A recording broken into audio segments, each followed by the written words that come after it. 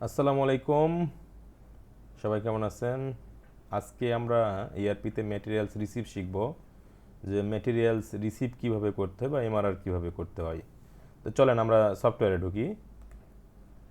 সফটওয়্যারে log in করলাম, বরাবরের মতোই লগ ইন করবো আমরা। লগ ইন করার জন্য আমরা লগ ইন আইডি পাসওয়ার্ড দিব এবং লগ ইন করবো। এই লগ ইন করার পরে ম্যাটেরিয়াল যখন রিসিভ করব তখন আমরা ড্যাশবোর্ড থেকে যেটা আমরা বারবার এমপিআর ক্রিয়েটের সময় যেটা দেখছিলাম, যে আমরা ঢুকছিলাম হচ্ছে ইন্টারফেস থেকে পার্সেসে। এটাও পার্সেসেরই একটা অংশ, যে ম্যাটেরিয়ালস কিনছি, কেনার পরে আবার হচ্ছে এটা আমি হচ্ছে এমআরআর করব। যে আমি এমপিআর দিলাম, পিউ হইলো, সব কিছু হয়ে গেল, এখন জাস্ট আমি হচ্ছে এমআরআর করব। তাহলে আমরা আবার ঢুকবো সেই ইন্টারফেসে ঢুকে সেখান থেকে ঢুকবো হচ্ছে আমরা পার্সেসে ঢুকবো আবার, যে হ্যাঁ এটাও একটা পার্সেসের অংশ যেটা শেষ করতে পারি নাই। তো পার্সেসের অংশ আমি ঢুকলাম, আমার সফটওয়্যার চলছে।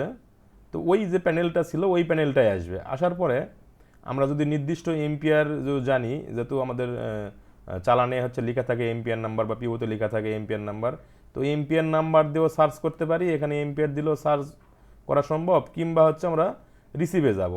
রিসিভে যাওয়ার পরে দেখেন এখানে দেখাবে রিসিভে যাওয়ার পরে কোন প্রজেক্টের কোন এমপিআরের এগনেস্টে আমি মালটা রিসিভ করব। সাপোজ ধরেন এখানে আমার সবগুলো প্রজেক্ট আসছে, যার আপনার ইন্ডিভিজুয়াল প্রজেক্টের স্টোর অফিসার বা ইঞ্জিনিয়ারদের জন্য ইন্ডিভিজুয়াল প্রজেক্ট আসবে। আমি যেহেতু অ্যাডমিন ইউজার, সেহেতু আমার ক্ষেত্রে সবগুলো প্রজেক্টই আসে। সেখান থেকে আমি যে কোনো একটা এমপিআরের উপরে আমি ঢুকবো। তো আমার এই আমর প্রজেক্টের প্রথমে যে এমপিআরটা আছে, সেই এমপিআরটার ম্যাটেরিয়ালস, এই এমপিআর নাম্বার হচ্ছে 53159। এই এমপিআরের এগনেস্টে আমি হচ্ছে এখন ম্যাটেরিয়ালসটা রিসিভ করব, যেটার পিও নাম্বার ওখানে দেওয়া আছে, সব কিছু এখানে দেওয়া আছে, যে কোন এমপিআর নাম্বার কত, পিউ নাম্বার কত, সেই এমপিআর থেকে আমি হচ্ছে ম্যাটেরিয়ালস রিসিভ করব। রিসিভ করার জন্য কিছুই না, আমি ঢুকবো হচ্ছে এই এখানে, এই যে এই টিক চিহ্নের এখানে চাপ দিব। চাপ দিলে ম্যাটেরিয়ালসটা রিসিভের জন্য আমার সব চলে আসবে এখানে, যে প্রজেক্টের নাম কি, সাপ্লায়ার কে, পিউ নাম্বার কত, একটাই পিউ আছে। সেখানে আমি হচ্ছে ওকে বাটনে চাপ দিব। দেওয়ার পরে এই ম্যাটেরিয়ালসের চালান নাম্বার সবাই আসবে, রিসোর্স নাম কি কি আছে, এখানে অনেকগুলো পিও থাকলে অনেকগুলো চলে আসতো। যেহেতু আমাদের একটাই রিকুইজিশন, সেক্ষেত্রে আমাদের একটাই আসতেছে। এসে এটা আমি সিলেক্ট করে নিব। সিলেক্ট করে সিলেক্ট বাটনে চাপ দিব। দেওয়ার পরে দেখেন এখানে এই medium sand local Bhuapur Jamuna, যেটা কতটুকু অর্ডার করা ছিল আর কতটুকু করা বাকি আছে, এখানে এখন দেখাচ্ছে যে 299 সিএফটি এমআরআর করতে পারবো আমি। কারণ আমার টোটাল যা রিকুইজিশন হয়েছিল সেখান থেকে আমরা অলরেডি এতটুকু রিসিভ করছি, আর ব্যালেন্স আছে এতটুকু। তো ও অটো সিলেক্ট দেখাচ্ছে যে আরও 299 সিএফটি আমরা রিসিভ করতে পারবো। এখন এই এমআরআরে আমরা কতটুকু রিসিভ করব। সাপোজ সেই রিসিভের কোয়ান্টিটি হচ্ছে 100, এটা সাপোজ আমি ধরলাম 100। দেওয়ার পরে আমরা দিলাম চালান কোয়ান্টিটি, এটা আসে নাই, এটা রিক্যালকুলেট আসবে। এখন এমআরআর কোয়ালিটি পার্সেন্টেজ, এইটা আগে ছিল না, নতুন আসছে। সেখানে হচ্ছে আমরা বললাম যে এই যে ম্যাটেরিয়ালসটা রিসিভ করতেছি, যে 100 সেফটি ম্যাটেরিয়ালস রিসিভ করছি আমি, সেই ম্যাটেরিয়ালসের কোয়ালিটির পার্সেন্টেজ কতটুকু, এটা 100% কোয়ালিটি ফুল না 95% কোয়ালিটি ফুল, বা কোয়ালিটি চলেই না। কারণ যেহেতু আমরা ম্যাটেরিয়ালসটা বাই হার্ড কপিতে রিসিভ করছি বা রিয়েলভাবে রিসিভ করছি, তো সফটওয়্যারে দেখানোর সময় আমরা দেখালাম যে এটা 100% আর 95% যে পার্সেন্টেজ আপনাদের আসবে, এরকম কত পার্সেন্ট হবে এটার জন্য একটা গাইডলাইন আছে। সেই গাইডলাইন মতো আপনারা এখানে পার্সেন্টেজ দিবেন। আমি ধরলাম সাপোজ এটা 100% বা 95%, এটা হচ্ছে আমাদের কোয়ালিটি ফুল ম্যাটেরিয়ালস। আর রিপ্লেসমেন্ট কোয়ান্টিটি, যেহেতু আমি 100% রিসিভ করছি, বা আপনার যে যতটুকু মালামাল আসছে সেটা পুরোটাই রিসিভ করছি, সুতরাং আমি পুরোটাই হচ্ছে কোয়ান্টিটি রিপ্লেস করছি না, সেহেতু এটা পুরোটাই দিবে।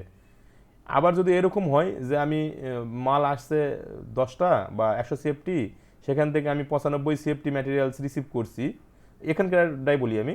ধরেন সাপোজ মাল আসছে 150 সিএফটি, সেখান থেকে আমি 100 সিএফটি রিসিভ করলাম, আর 50 সিএফটি আমি রিটার্ন করে পাঠিয়ে দিলাম, যে এইটুকু আমি রিসিভ করবো না।